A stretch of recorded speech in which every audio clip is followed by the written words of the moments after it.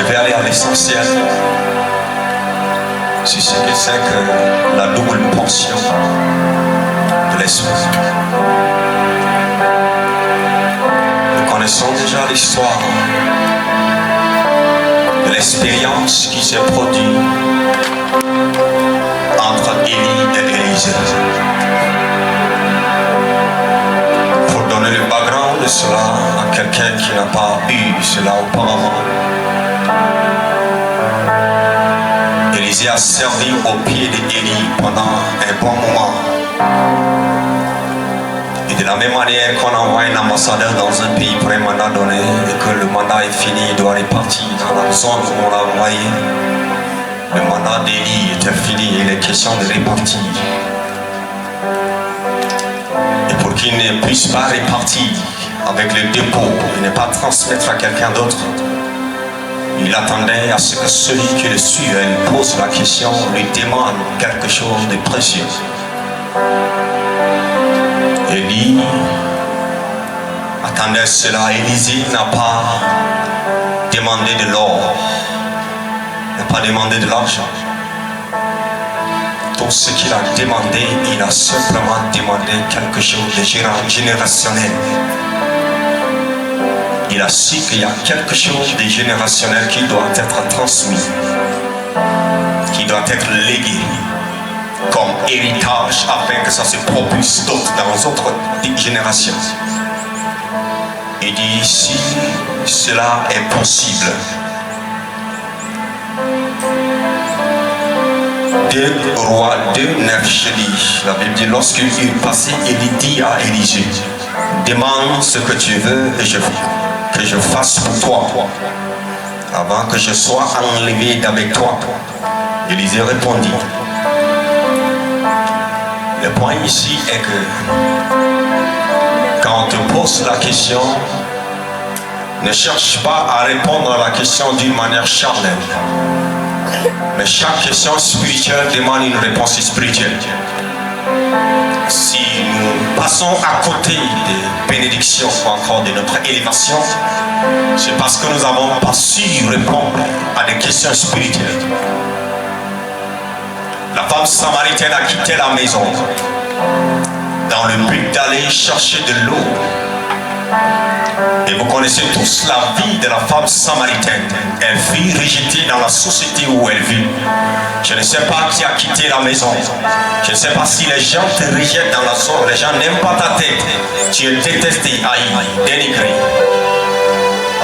Ce jour, lorsque la femme samaritaine quitte la maison pour aller puiser de l'eau, et elle ne savait pas qu'elle rencontrera le roi des rois.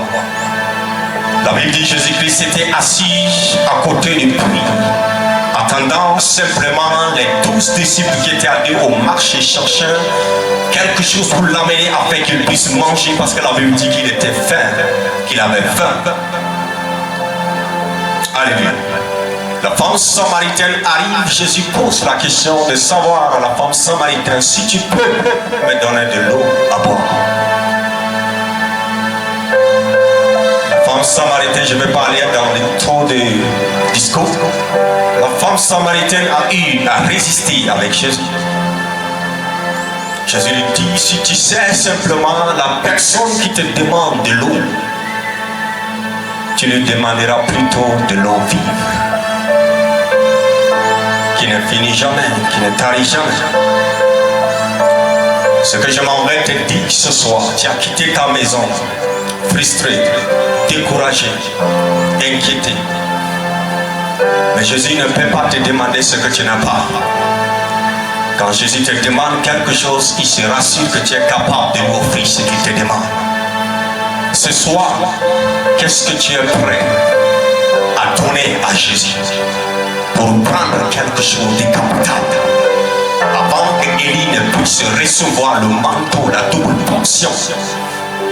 La Bible dit un peu en arrière, il offre un sacrifice de bœuf à Élisée, à Élie. Il a fait des sacrifices pour exprimer à combien il est prêt à payer le prix. Il était assis au pied d'Élie. La Bible nous fait savoir que lorsque Jésus révèle la vie de la femme samaritaine, la Bible dit que la femme samaritaine laisse sa cruche là. Et elle quitte là.